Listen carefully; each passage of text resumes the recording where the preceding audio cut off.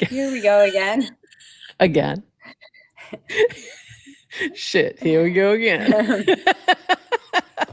Adrienne, there's so many fun things happening right now. I think. I mean, you're like, what do we have to talk about? I'm like, we got stuff to talk about. I'm like kind of excited. There's a lot of fun things happening, mostly around AI agents, but also you've been working on a mini app. I'm working on a mini app.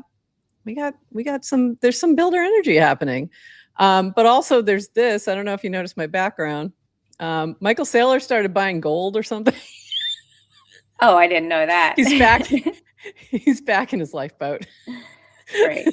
Bitcoin started tanking, and I don't know. I heard he was buying gold or something. Anyway, we got some things to chat about. So it's gonna be a happy Friday. So everyone, do you like my background? Yes, I do. I recognized it immediately. As you stared off into the distance, you thought, I wonder if Rish is going to bring back reply button bumping. I feel like he's not. But he said non-trivial, and that was his answer to your comment. But I just thought it was funny in all the things you were saying, like all these nice little things in that cast, and then it was like, I wonder if Rish will bring back reply button bumping. Like, things you think about when you look out. And that's the other thing we'll be chatting about. You were at Privy Home, so we're going to be talking about Privy and what's going on with them.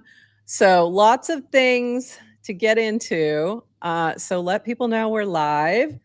Tell your friends, tell your followers over on Twitter as well. And we will be back after this brief little intro of 41 seconds.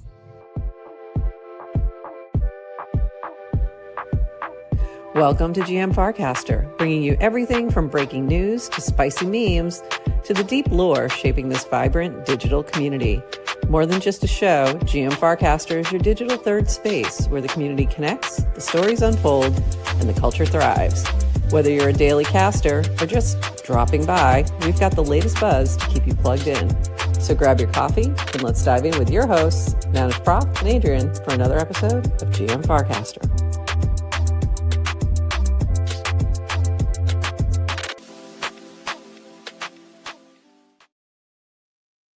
GM Farcaster. It is Friday, January 30th, and you are here with NounishProf and Adrienne for 29 minutes of Farcaster news to start your day.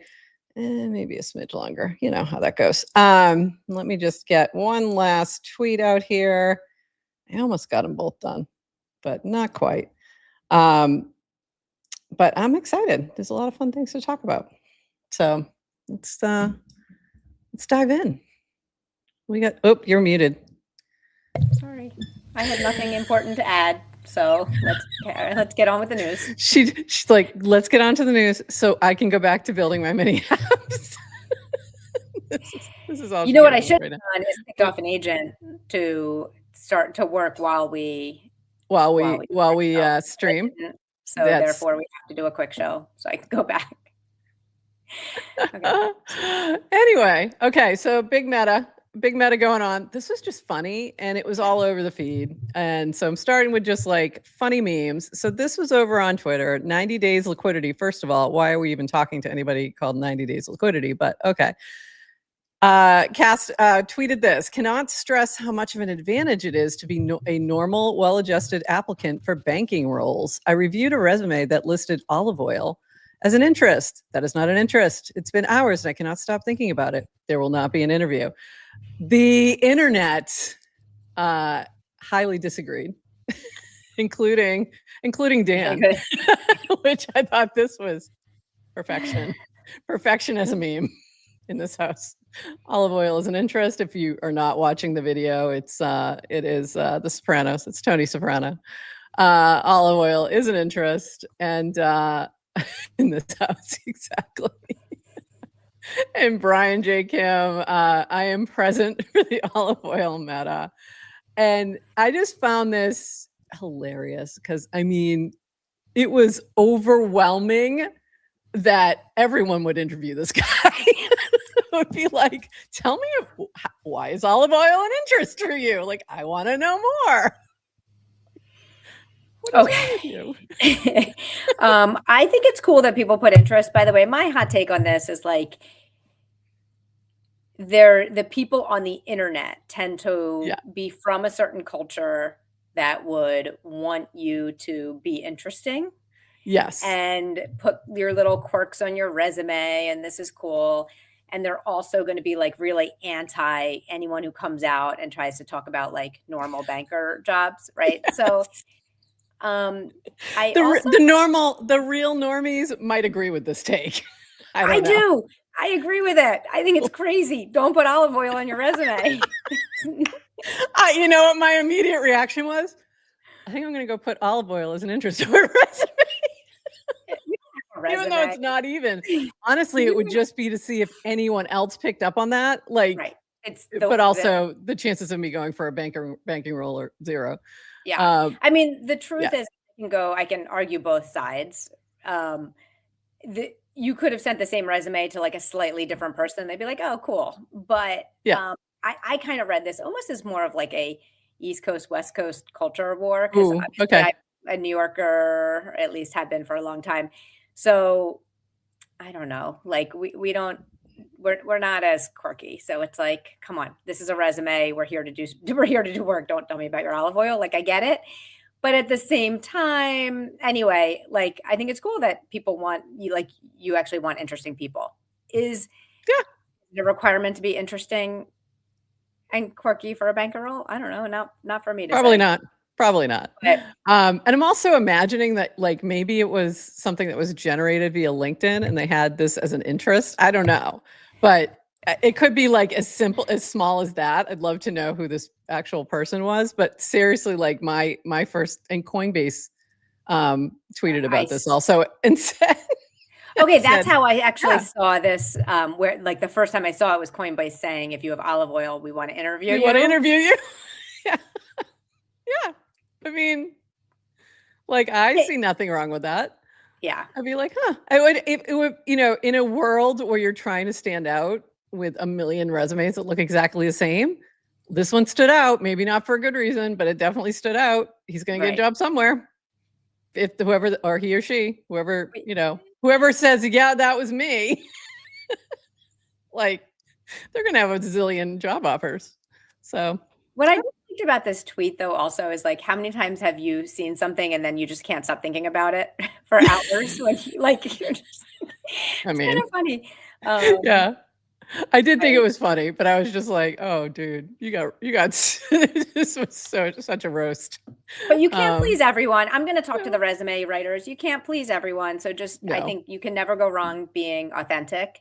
So I think it's yes, cool to like yeah, you really want your resume to stand out, but it doesn't mean you're going to like everyone's gonna get your flavor of weird, and that's fine. yeah, So I think and then I just in generally I think when you're writing resumes, like you may need to tweak it for different like you got to tweak the vibe depending on what the role is as well. oh, for sure, for sure. And I desperately need to do some updating on things. Like I haven't updated my LinkedIn in a long time, so I'm sure it just looks ridiculous right now because I've had many lives. I didn't even know you were on LinkedIn.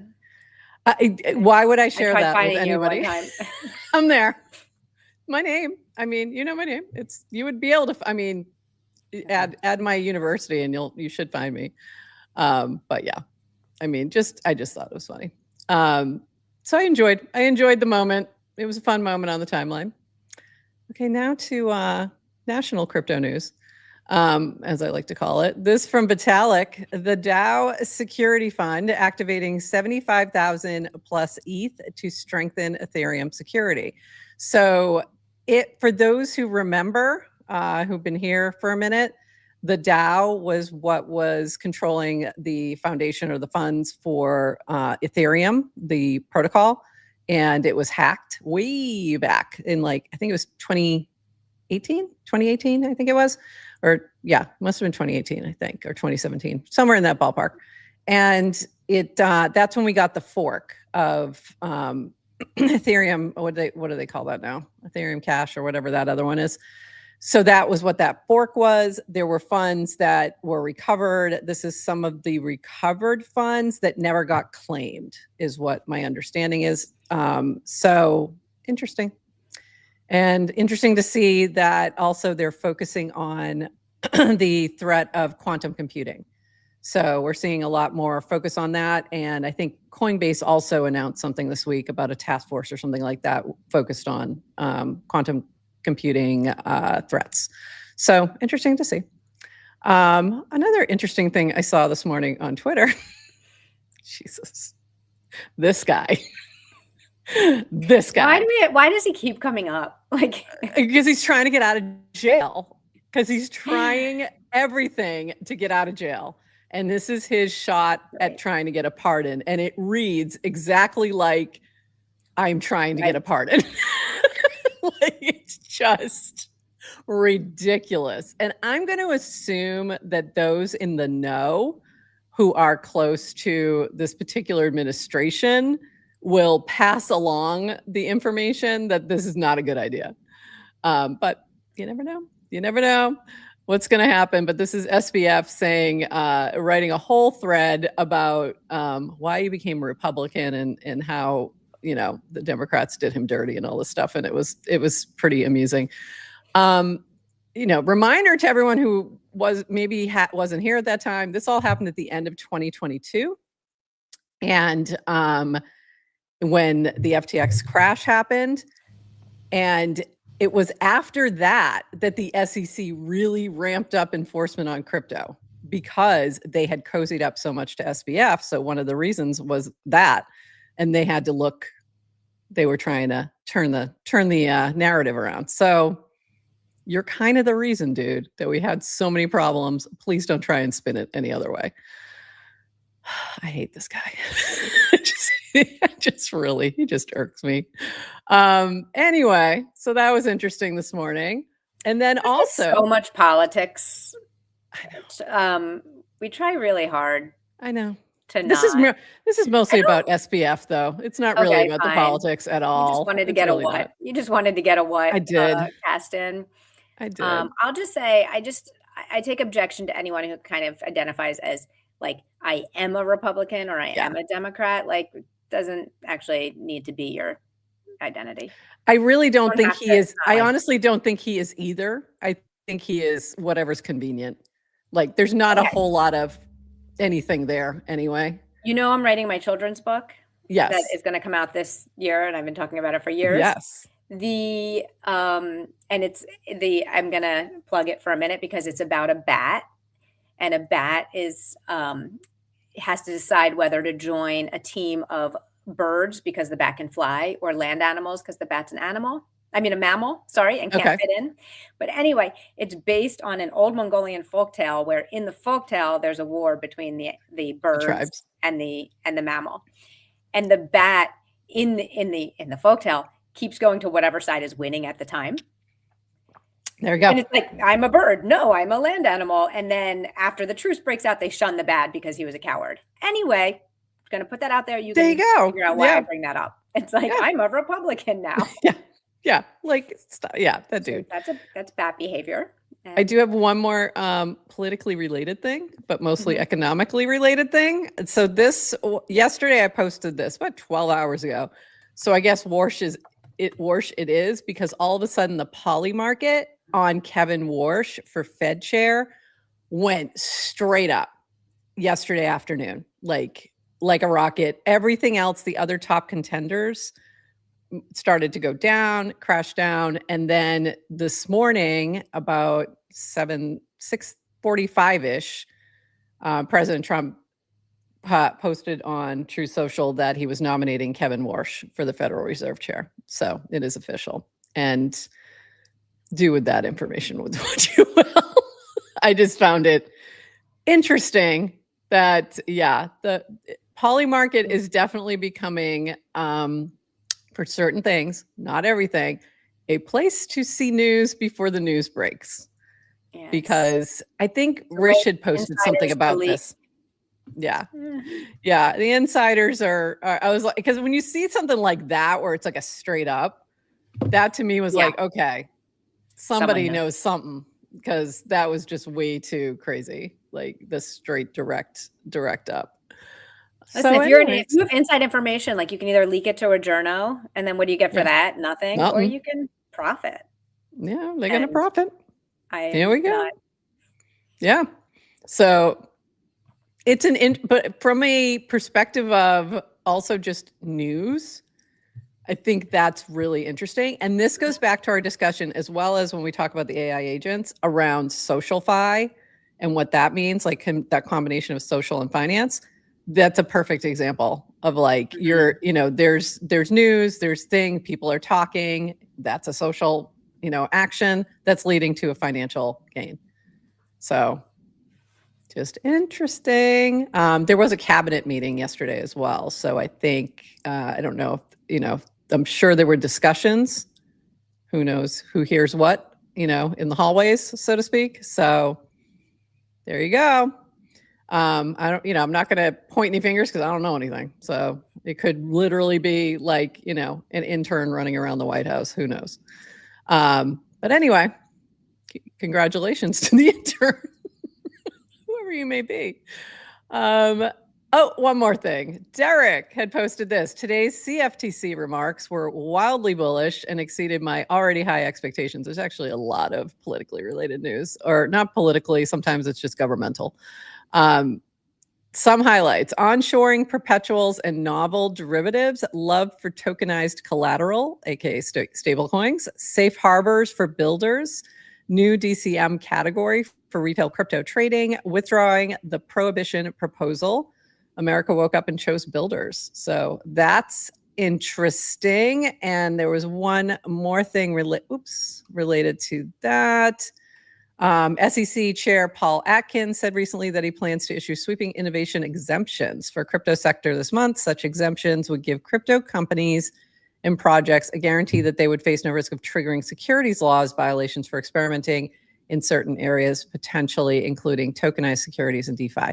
But there was also another clarification around if it's a security and you're tokenizing it, it's still a security. So not to get confused there. So that'll be interesting. This was also, okay, moving on to Farcaster news. This was Toady. I just received 150 token price change notifications from the past week, all at once, AMA.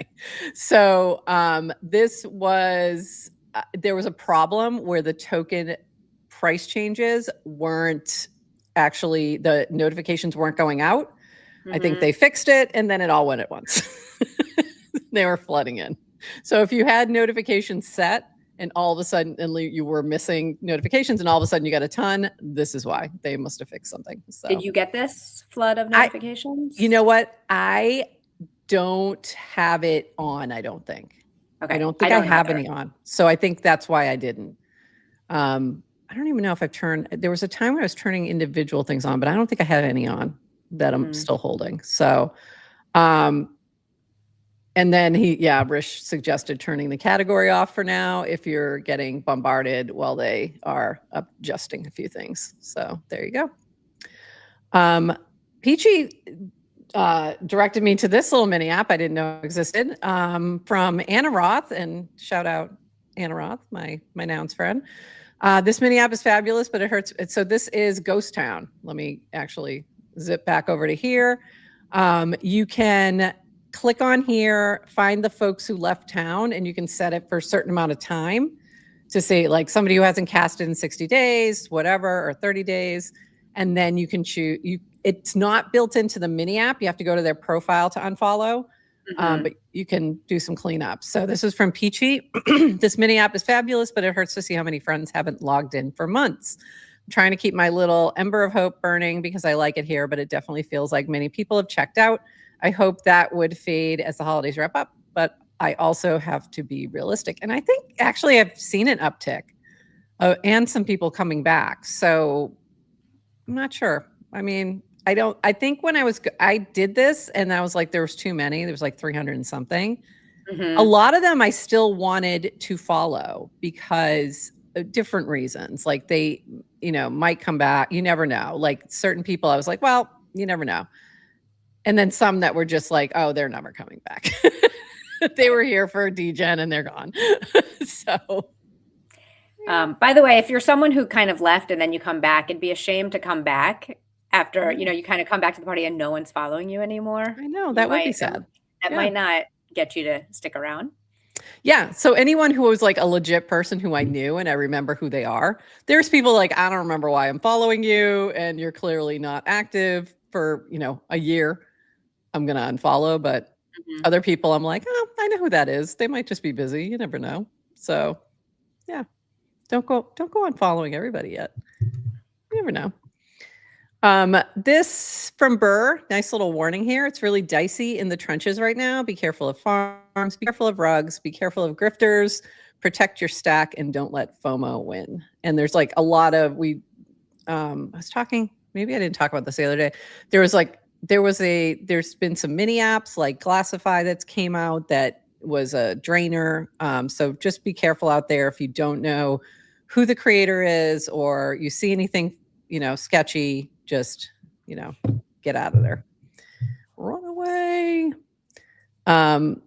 This from Say Angel. We're headed towards a future where we'll have personalized everything. Your creativity will be the biggest bottleneck. Personalized apps, personalized media, personalized games, personalized assistants. And this was in response to DWR's video games for all my kids will probably feel as outdated and absurd as using horses for everyday transportation feels to me, which I thought was interesting. So I had some thoughts on this. This is a little sad in a way. And I think with every generation, we've gotten further away from shared culture.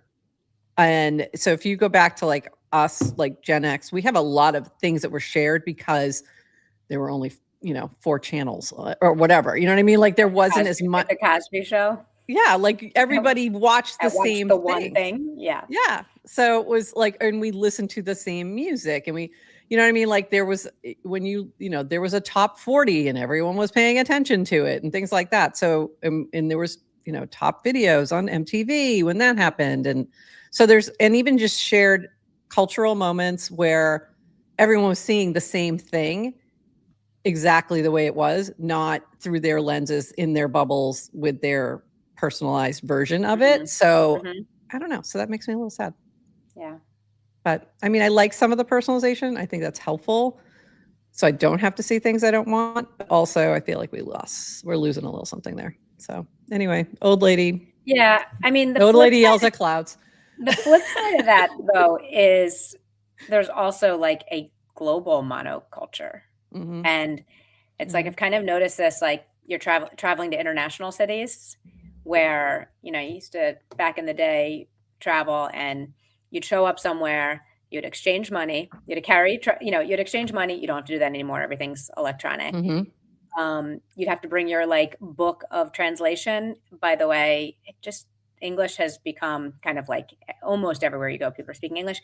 And then you can also get you can get the headphones now. You can get the AirPods that'll do the translation for you. Even like every city, it's like all the food's the same. You can get sushi in any major city. So it's like somehow it does feel like there's a flattening of culture as well, even though there is no, like, I think from like a narrative perspective, there's no singular narrative or truth that anyone can agree on. Where were you when the Challenger blew up? Yeah, exactly. Like there's certain moments that were very shared and also shared in the same way. Yeah. Like the moment was shared in the same way. It wasn't split in different, And now, like, right, I just saw a 30-second clip of the thing. No, you saw the whole thing. Right. You know where I noticed that mostly, what really kind of clicked for me more so was Love Island.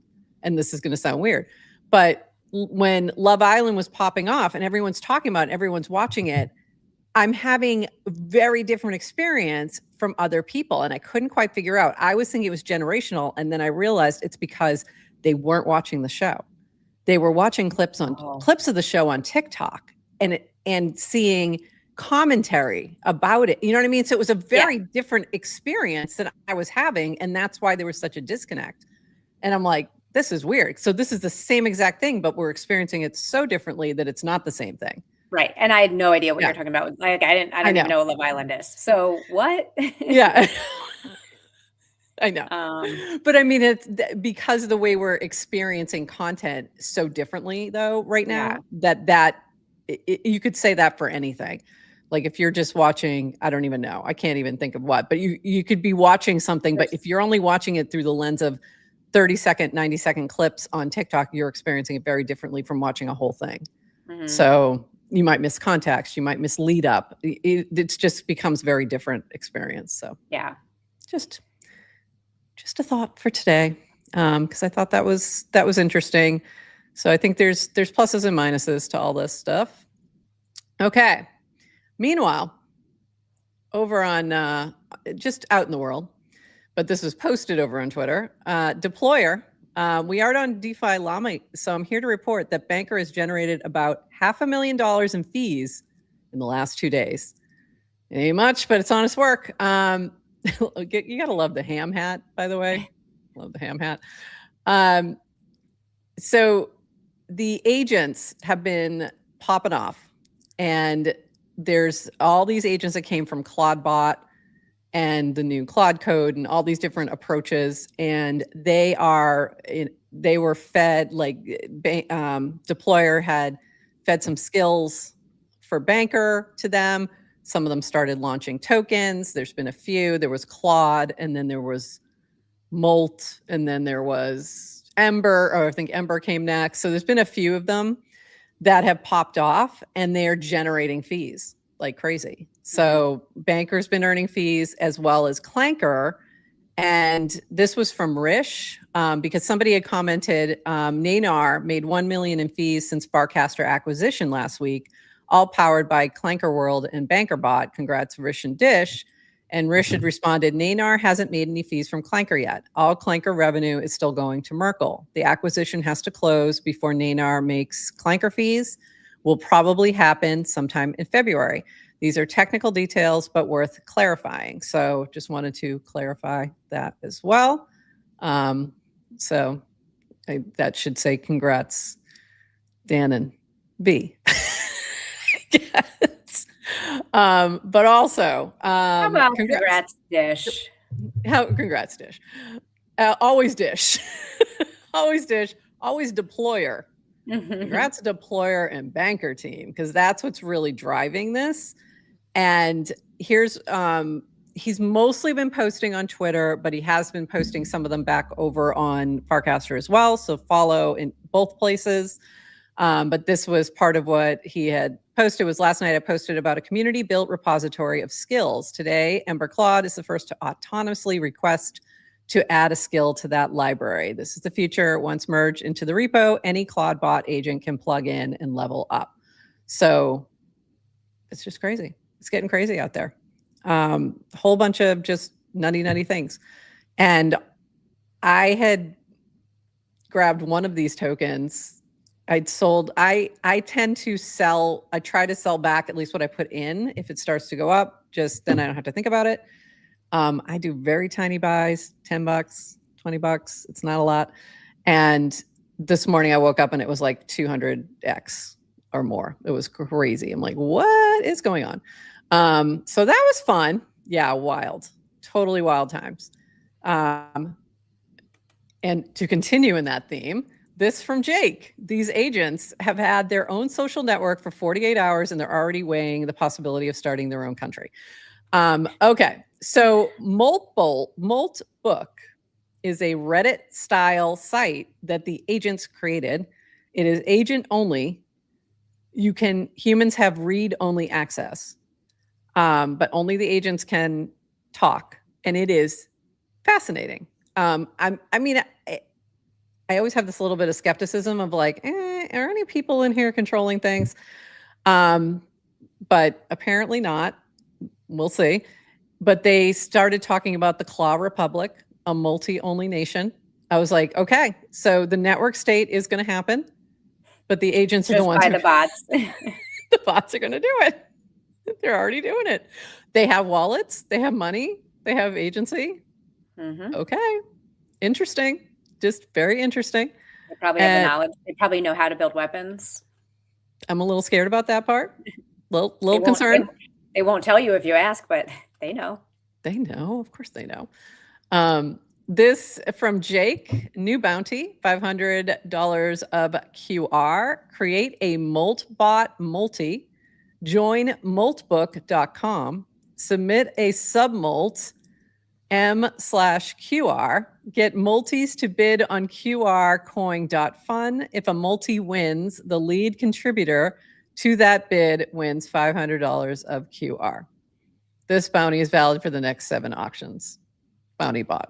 That's very cool. And then posted it with bounty bot. I mean, like on top of it, like there's there's like so much to that. This is really cool. Have you looked at Moltbook, by the way? No. Yet? That's what I was up crazy early. I was up late working on a mini app. I'll talk about that later. And then I got up really early and started looking at this stuff. And I was like, okay, this is wild.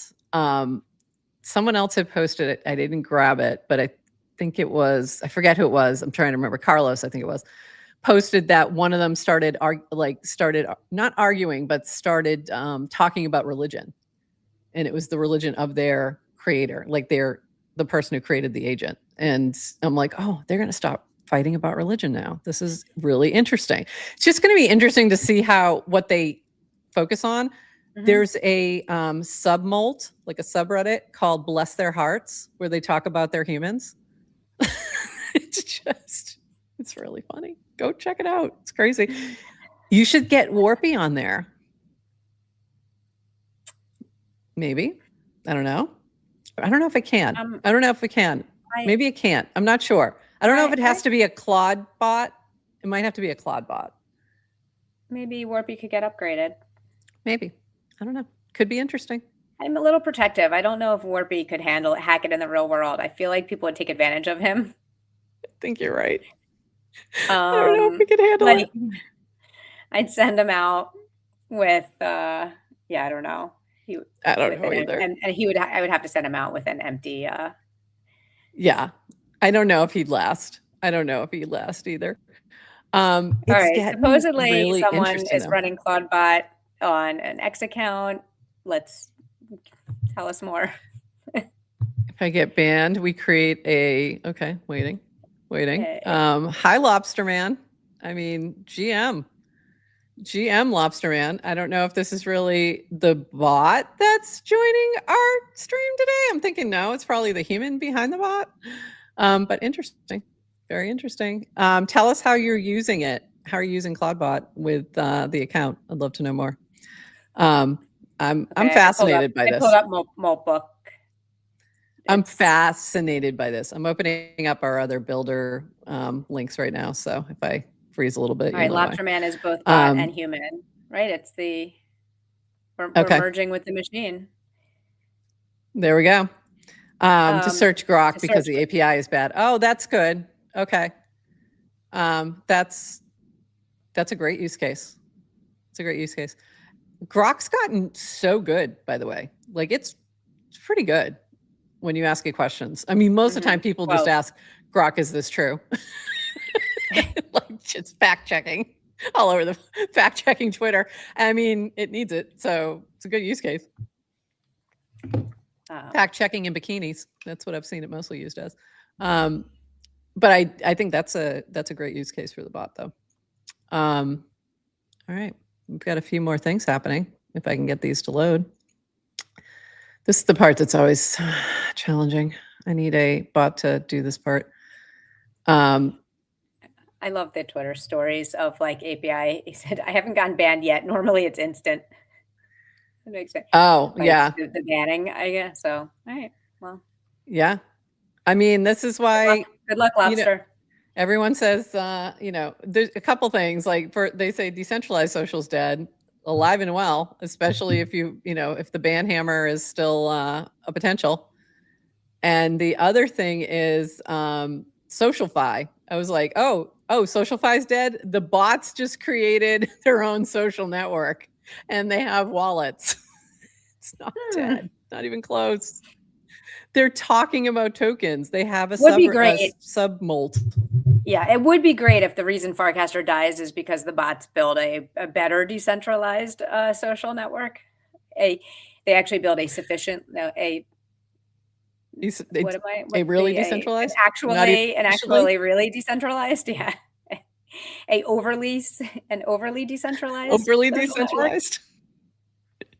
I did say that I said, hey, somebody should build a Farcaster client that's just for Or AI agents with read only for humans. I don't know. But then I'm like, I don't know if that's a good idea. And then I asked Nanar, I don't know if it answered me. I think it did, but I didn't get a chance I did it right before we went live.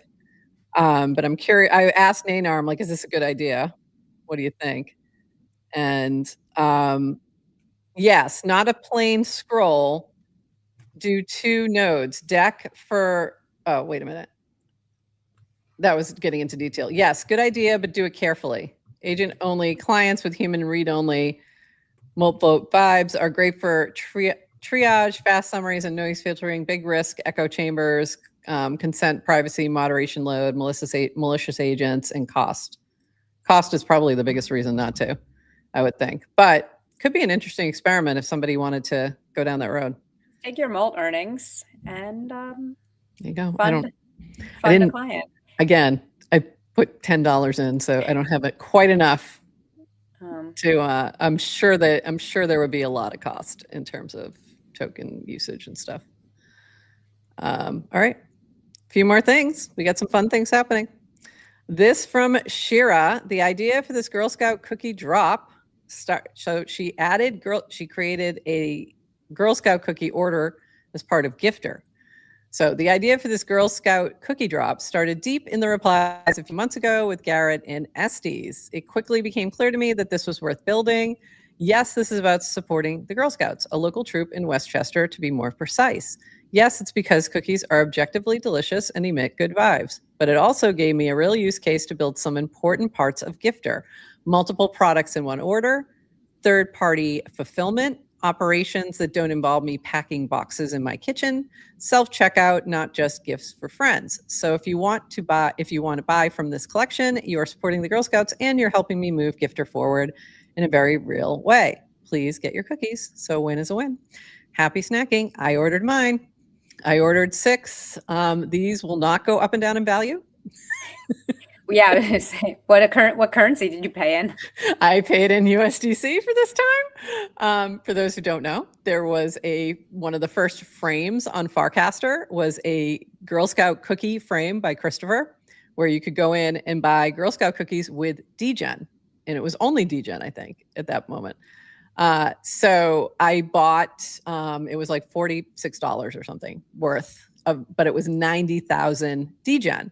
So at DGen's all-time high, each cookie was worth $28.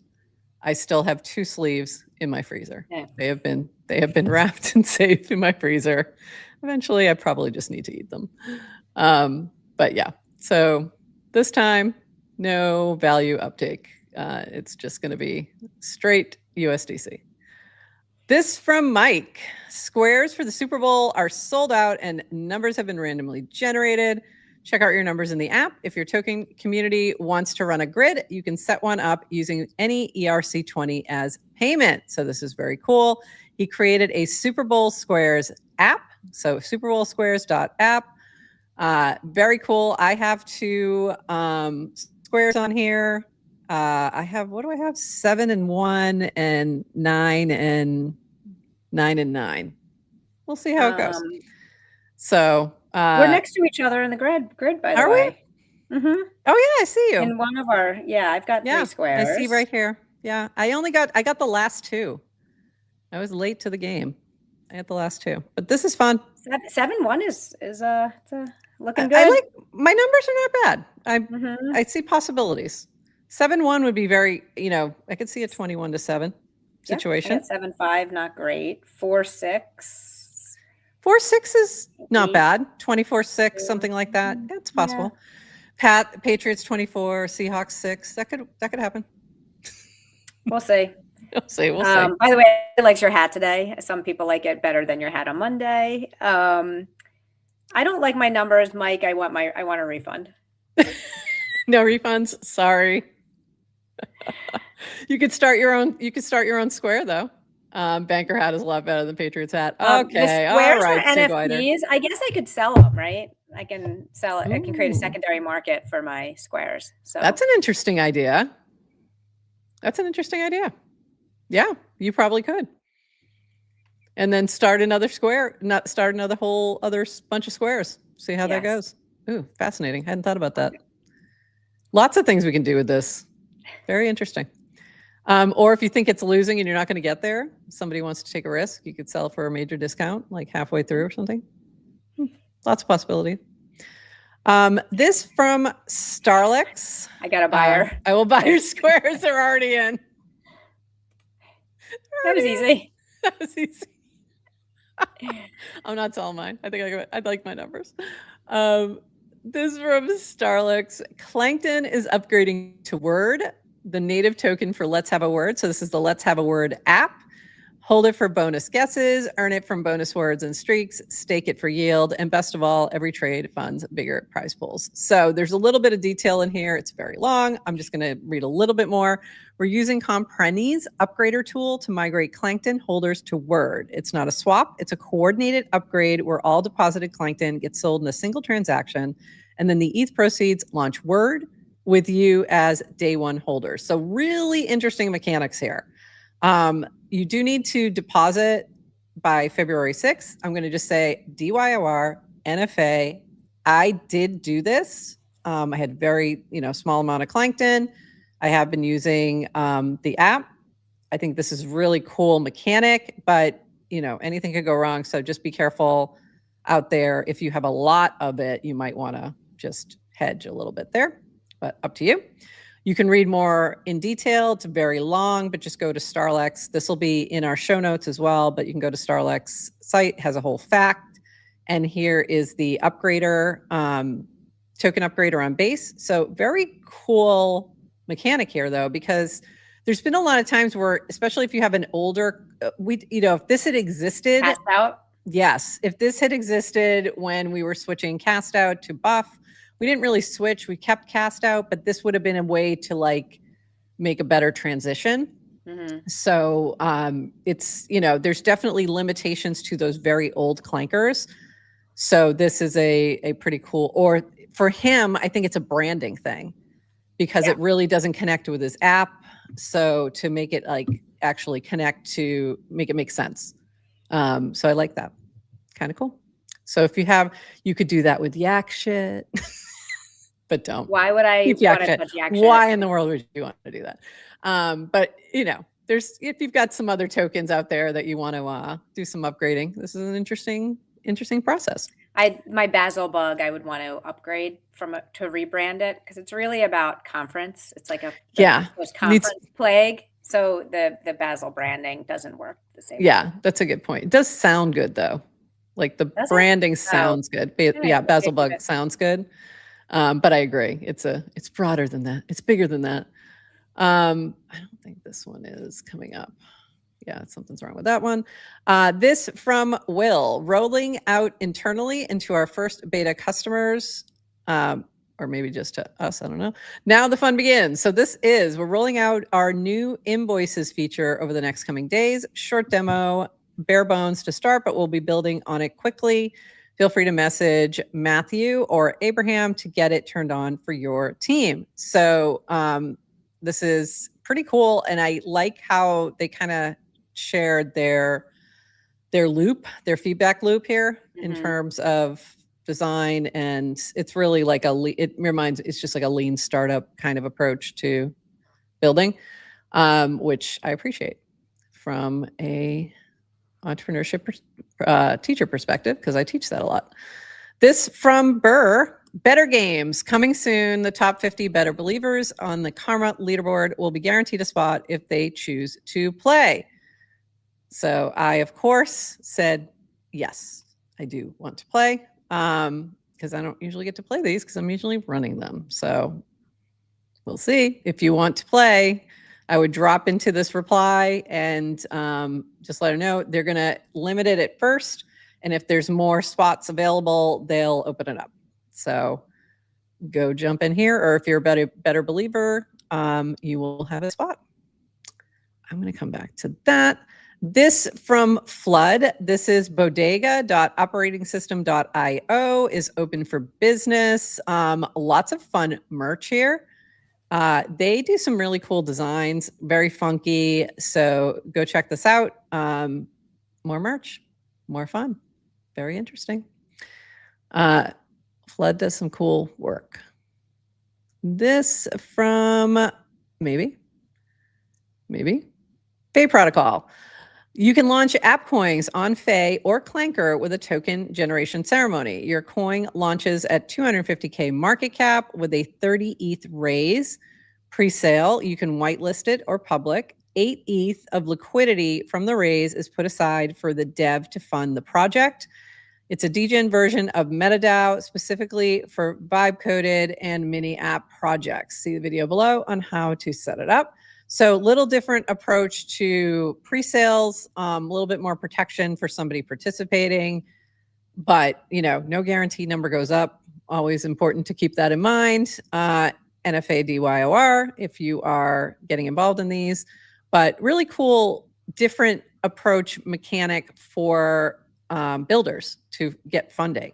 And that's what this is really seeking to do, is create a different method of fundraising that doesn't that gives the devs something to work with, as well as gives those supporting early access. And so interesting. This from Linda. After approval, then months of delays, Amazon Prime informed us that Ethereum Film couldn't be streamed out due to their policy of no additional crypto-related content, which is extremely frustrating. Good news is this documentary is streaming for free now on YouTube Movies and Tubi. So way back when, there was a Nouns documentary, and they had similar issues with trying to get it placed different places. And it actually was not even that crypto-centered, because it was around the Rose Parade and how we funded this float, and it's really cool. But they still ran into issues with people not wanting, and that was a little bit closer in time to FTX. So it was it was really hanging over. Thanks again, SBF. But this surprised me. So one of the other things that Linda had said somewhere else was that they were open if it was a criticism of crypto. But if it was positive, they were like not interested. And that is just the craziest thing. So wild. So wild. And I just thought it was really interesting that it's Amazon who just produced, I don't know, somebody who has a meme coin, who launched the meme coin during the 20 days of their documentary. So I think that's interesting. But there you go. This, I want to talk to you about this. This is from Debbie. Today, we're excited to roll out the Privy Startup Credits Program. 1,000 in Privy credits to 0 to 1 builders, the ones making fast product decisions, shipping in public, and building from the ground up. Here's how to apply. So you can apply there. I'm assuming this came out of their Privy Home event. So that's what I want to ask you about after I finish a couple more things on this.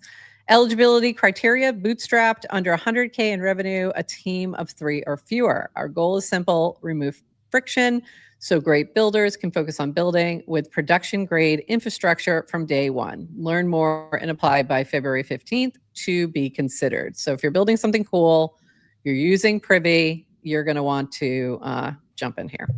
This is awesome. And when we did our hackathon project at FarCon last year, we used Privy for user management. This was Coineroid. We had this novel idea to coin content way before anyone else did. We were the first funny from the feed. And but we used Privy, and you actually hit the limit pretty quickly in terms of like getting off the free tier. So for early teams, like when you're just prototyping and kind of coming up with early ideas, to not have to worry about it, have a little more runway to kind of build out the product and be able to use Privy for all of the user management stuff and authentication. Hugely valuable. So I think that's really cool. Very cool. So you were at the Privy Home event. Mm-hmm. Tell us a little bit about what was going on there. Like, how was the energy? How are the vibes? Okay. Despite that it was like freezing and you had to trek through, piles and piles of snow everywhere. Energy was incredible. They did a 2-day event. I was only there for kind of half of the first day. But they've rented out like a super stylish cafe in the Lower East Side. Vibes were very great. Great food, great drink, great coffee. There was a room in the back for talks. I know Henry did opening remarks. I got delayed. Long story. That was my other background because I got my Snow. stuck in my kids got stuck in our driveway and I missed my train. Anyway, yeah, and they were just doing a lot of like demos and builder talks. So that was really cool. And then the front of the room for networking and co-working.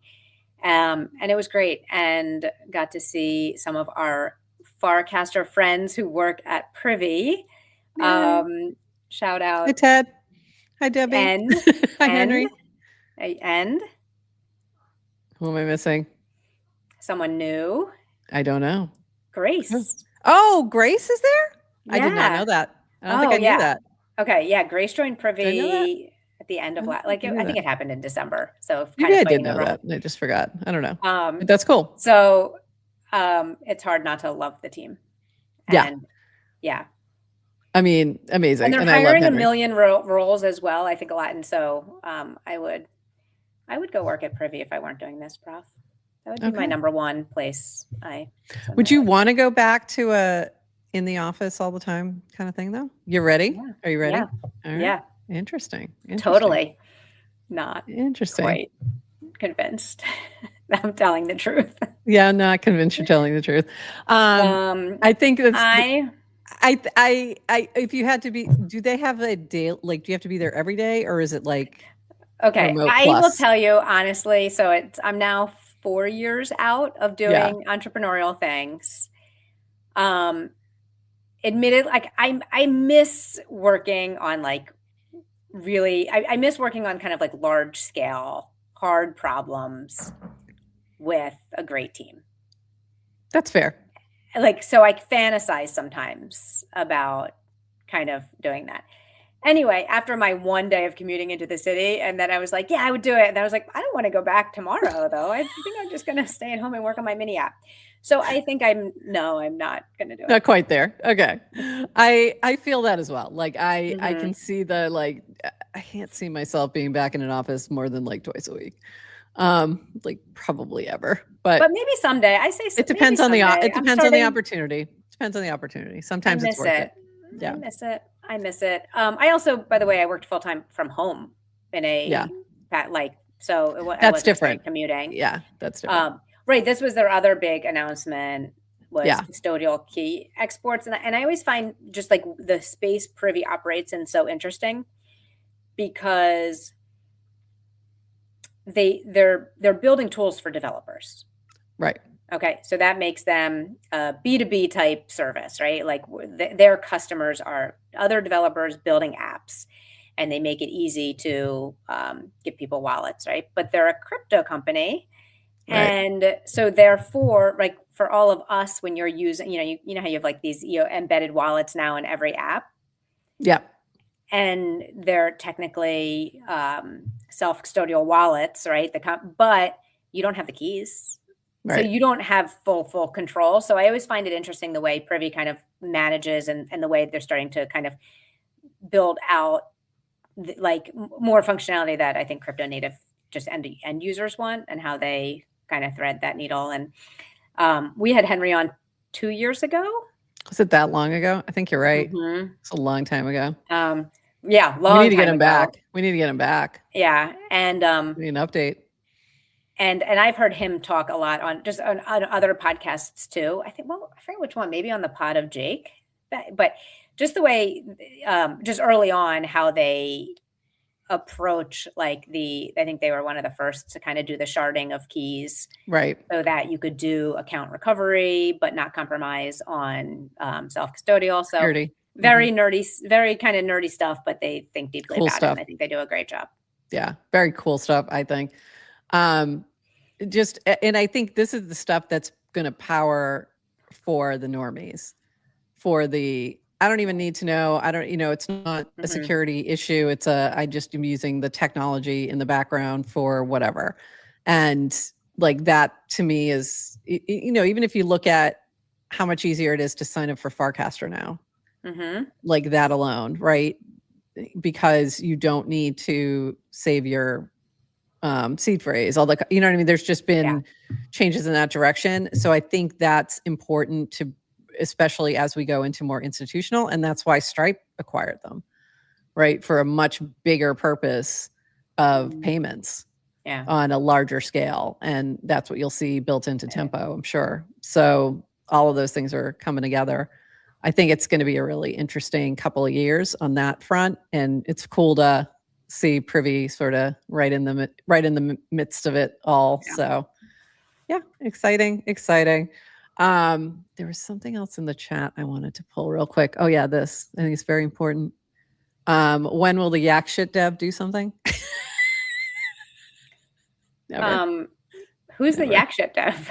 There is no yak shit dev. We love you. There's no dev. It was a clanker. There's no dev.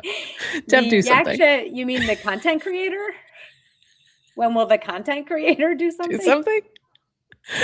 And I love this. You can't buy. I'm sorry. You can't buy yak shit. Yeah, you can't buy yak shit and expect yak shit to do something. It's the point of it. It's really on you. It's really on you. Yeah. That was it. That you know, adults have agency. Exactly. But I do love this yes to crypto opportunity for a new Super Bowl Square client. All right. I think I had one more thing. By the way, and to Mount Doji, I actually do want to see if I can send you one of my. We should try to figure out when I send. That'd be cool. Because my guess is, I know they're NFTs, but my hunch, and if Mike's listening, he'll appreciate this, is that I wonder if it's purely based on the NFT, but my guess is he's probably storing some record somewhere in a database that says this person has this square. So my guess is I can transfer it, but it won't show up in the app. It'd be interesting to just experiment just for the sake of understanding if that works. And so Mike, try to break things. Sometimes so Mike is in the chat, but I'm guessing he's not here. He would have spoke up already because. So one more thing I want to share real quick is it's a couple other really cool clients that I've been using mostly, I'm going to be honest, for trending feed. But I want to point them out because they now, are easily accessible on the web, sofa.social. And if you scroll down, you have a lot of different feed options, including your own curated, the ones that are curated by the curators, your own 37, just the people you have selected, the trending feed, which I am using daily whenever I'm prepping for a show to make sure I didn't miss anything. This to me is super helpful. I always see something that I missed in here. And then we also have Uno over here now doing some trending feeds as well. And they're doing topics, they're doing trending. So very cool. Love what's happening here. They're making some shifts, but go check this out. This is uno.fun. I think you still need to be in the Uno beta in order to access this one. Sofa.social is open, I believe. So you do log in with your Farcaster credentials so that your social graph is coming over with you. But go check these out if you want to see what's going on. So if you want to see, okay, what's all the AI tech discussions going on? What's the most trending ones? What's interesting? The Uno one is a good way to do that. The Sofa one is not by topic. It's just what's trending. What are the most, which casts are getting the most engagement. But I'll just tell you, seeing more trending feeds make me happy. We like the trending feeds. We like the trending feed. Sofa is pretty dope. Yeah. All right. And GM, Mikado, CapEx, good to see you. Anything else, Adrienne? That's it for me. That was a lot. I told you there was a lot. I thought you were joking because I felt like we talked a day ago and we're like, there's not that much happening. It's a lot happening. I do have one more thing. Did I pull the cast? I don't know if I did. Yeah, I did. I have one more thing. I don't think I showed this yet. No, you didn't. This will make more sense later, but Have you seen the new tri-merge animations? So very Well, cool. I follow you, Prof. So Have yes. you seen them? Well, you weren't here like on Wednesday. I had Rachel, so I was showing her stuff, but I'm obsessed with tri-merge. You know I am. So I created a little film noir kind of detective vibe and then animated it. This is going to relate to the mini app that I'm working on. So if you want to get in the mood, go right ahead. Very cool. If you like the game Clue, find that cast. It'll be in our show notes, but also if you just go to NounishProf on Farcaster or Base app or any of the clients and just make a comment, just reply, I love Clue, I want to play. And I'm going to pull I need about 10 people to test this out. Sometime over the next 24 hours, I'm going to reach out and try and grab 10 folks to do some testing on this. So if you are one of those people who might be interested, just drop me a little shout out. Hey, me, I'm interested. And I'll get back with you. So coming soon, more coming soon. All right, Aqueous, go put a little comment on there. Let me know so I don't forget, but I'll reach out to you. It'll be fun. And Adrienne, I'm also gonna need testers for my mini app. So I should. What are you ready to share that yet, or are we waiting till next week? Well, I can tell you what it is. Okay. You can share it. I mean, if you want to show people what it is, we can share it. It's just I'm not hiding it. It's just not ready to open to everyone. But if you want to share it and show people, you can. I don't know if I have it. Let me go grab it. Oh, right. I don't have it up. It's not. I think I have to go from your direct cast. So from the chat that we're in to open it. Right? Isn't that the only way I can get there?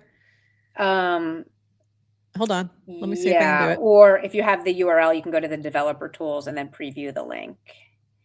I think I can just do it this way. Hold on. Or I can cast the link and I think I got it. I got it. Hold on. Okay. I didn't see today's word yet. I haven't done the word. So Adrienne, what am I looking at here? Okay. So it is a mini app for people who like words and who want to get smarter and who like to cast. So it is going to be a word of the day vocabulary builder. So mini app is going to teach you one word every day. New word drops every day at the same time. And it's basically learn a new word. But you can accept the challenge, which means you don't just learn the word, you have to use it in a cast. You can use it in any top level cast or reply as you would naturally. Don't need to tag anyone or do anything specific. Just use it, and then an LLM, a little AI bot, will grade your usage of the word. And so now I have 9 hours and 25 minutes to use this word in a cast. Perspicuous. Now, by the way, I don't know if you saw this. I casted something last night and threw the word perspicuous in, and no one was none the wiser. I didn't know. The word yesterday's word before perspicuous was scenius. So I don't know if anyone saw that. All of a sudden there was a lot of people casting about scenius. So if you click on, you can see. Does the leaderboard? Oh, did I pass? I passed. Yeah. Okay. 13 of 15. So if you click into scenius, into your word, and this is. It'll tell you a breakdown of your score. So we judge based on correctness, authenticity, originality. It wasn't original enough. I get it. You get a little feedback. That's cool. That's very cool. And there is a leaderboard. And there's a leaderboard. Yes to crypto. I'm number 3 on the leaderboard. All right. For yesterday's word, and then there's an all-time leaderboard. Yeah, I may not be on there. Anyway, I did this. All right. Yeah, and I'd set up Claude Code to use this instead of my previous setup, and I'm blown away at how good Claude Code is. This is pretty cool. I like that. I like this little flippy. Mm-hmm. Very cool. I think so I'm developing mine through Nanar Mini App Studio because I don't have the same skill level that you do, and I think what you're doing definitely gives you more dynamic options and things. So very cool. And I love this. So by the end of the year, we'll get you set up with maybe. I don't know. Might be our whole full pivot. We just start just making mini apps. That's as the bear market crushes all media. And I don't have, and I do plan to make this a Clanker project. I don't have, I don't have my branding down, and I don't want to launch the token yet because it's going to complicate things. Right. But I like the idea of anyone can learn a word, but if you actually want to kind of join the challenge and cast about it, you're doing that using a token, and then you get rewards, like based on how well you use it, you're getting rewarded in a Clanker token.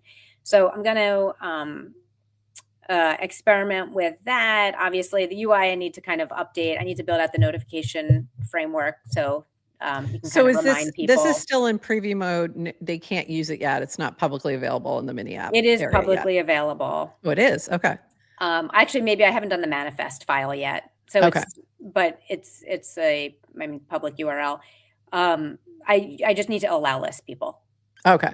I'm allow listing by FID. So if anyone wants to join early, and I think what I'll do is just keep adding more and more people. If anyone wants to join, shoot me a message and I can add you, but I just ask that you use it. You should tag Dan and Phil and Amelie.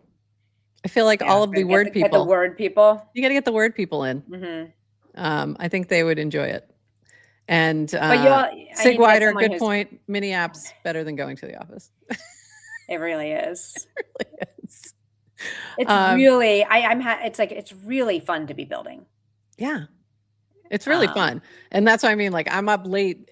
I'm like, I really got to go to sleep. And I'm just like, I really don't want to. I just want to keep working on this because I keep tweaking things and I see something. I'm like, oh, that doesn't really work. And let's do this. And it's little things, but it's been fun. And I am also, there's going to be a token integration with mine as well. That'll, you'll see it soon. That's really cool. I need to do that first before I can finish the mini app. So, and then I'll do a testing run with some folks. So there you go. It's going to be fun. So what takes a backseat then is my Substack. I haven't been writing.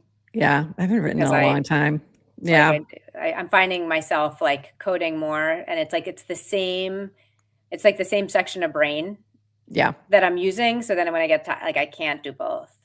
I had that on my list of things I wanted to do more of this year was get back to writing, and it's totally gotten pushed aside.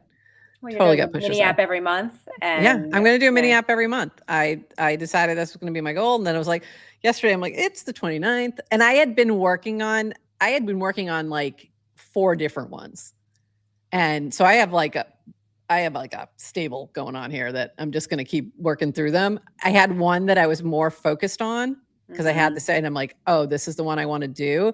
And I ran into some issues because I have to use outside things and connect them. And I was like, okay, this is getting more complicated. I'm going to put this aside for a minute and just build something that I feel like I could complete. And I shifted that like earlier this week and started working on that. So that'll be what drops later today. So it's fun. Come play. Yeah. Okay. Here's advice, right? So all my mini app ideas are always way too complex. And I don't know if have you built mini apps yet, or all ideas are too complex. And the key is really like, how do you like shave that down into like the smallest little thing you can build that advances going towards your final idea, but something teeny tiny, and then adding on later. Because my word a day, I have a million things I want to do too, but it was like, okay, well, what's the very, very smallest mechanism is like, what's the MVP? What's the basic so you can get something out there? And then iterate on it. And that's what we've seen so many people build like that. And it works really well. If you watch like the way people like think about QR, think about Better, think about Emerge, like, that's just took a giant leap, but there's all these iterations of it along the way. So, and also if you deploy something complex, not only like it's harder for you to build, no one has time to learn something complex. Like if I open up a mini app and I can't understand like what to do, it's like really, so you're better off kind of deploying something super simple, getting someone to use something simple, and then adding on complexity together, like along with your users, because then overloading in the beginning. And then it also brings them back for when they've already done the basic thing. They're bored now. Give me something, a little bit different or whatever. And I'm trying that with the thing I'm building too. But I'm also trying to make sure like it's interesting enough. Like I don't want people, so that it's fun, but like hard, but not too hard. That's been the thing I've been tweaking, is trying to get it to a point. But anyway, that's what we're doing. Anyway. Yeah, that's why we're smiling. Yeah.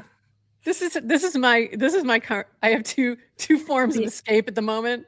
One, building mini apps. Two, reality television. Highly recommend both. If you're not watching The Traitors, you're missing out. I don't know what The Traitors are. On Peacock, phenomenal. Okay. You can start, it doesn't matter which season you start with because they're self-contained. You can jump right into the current one. You can go back a season, whatever. Couple things. It's got, it's Survivor-ish vibes, but different. And the best thing about it is Alan Cummings is the host of it. Oh. His freaking fashion is worth the whole thing. Like just showing up to see what he's wearing is worth your time.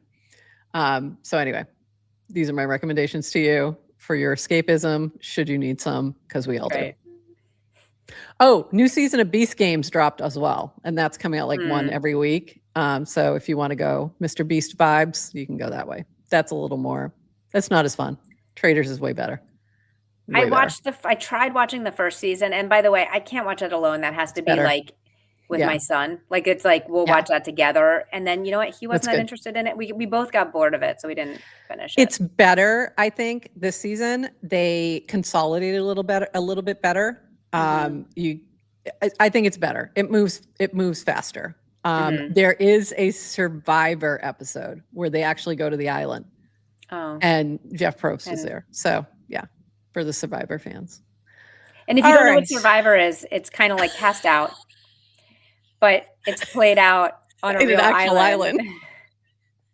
And people do challenges and they get voted off the island. But so it's not on Farcaster like Cast Out, but it's like that. It's a IRL version of Cast Out. If you're not that is the best explanation of Survivor ever. You don't know what Survivor is. It's like Cast Out. Oh God, I love that. Okay, on that note, we can't get better than that. We got to get back to making mini apps. And we will see you all on Monday. Like, what week is this? I was like, no, Tuesday, Monday. No, Monday Monday next week. Oh, Tuesday the following. Okay, coming into February, our schedule is going to be all messed up. It's going to be so crazy. You should add our mini app because our mini app will have our schedule posted to it. We call that the Yes to Crypto feature. It is built entirely for him. I have to manually update it, and it's a labor of love, and I'm doing it for you. And I do need to update. And it's a great feature. But Prof and I both have some travels coming up this month, and so we're going to be just an off schedule for the next few weeks. So. But next week is fairly normal, except I think we're only doing 2 shows. We're doing Monday, Wednesday, but Monday will be on at 11:30 a.m. And we have, hold on, let me just make sure before I say this that he didn't disappear on me. Yeah. Yep. Confirmed. Matthew Fox will be with us on Monday to talk about Clankermon and the updates and what's going on there for our Clankcaster Spotlight. So make sure that you join us back here. If you're watching on Twitter, just make sure you're following GM Farcaster over there and you won't miss a thing. But also for Mondays, we're usually also on the Farcaster and Clanker World accounts. You should follow them as well. Absolutely. And so that'll be Monday. Wednesday, I think we've got a couple of folks that we're trying to reschedule from things, like we're trying to get Jacek on and a couple other folks. So we will likely have a guest on Wednesday. I just don't have that confirmed yet. So we'll see you next week. Happy Friday, y'all. And until then, bye-bye. Thanks for joining us for this episode of GM Farcaster. And thank you to all our partners and Hypersub supporters bringing this episode to you. Follow the GM Farcaster channel for all the latest updates and add our mini app on Farcaster and the base app. Until next time, bye-bye.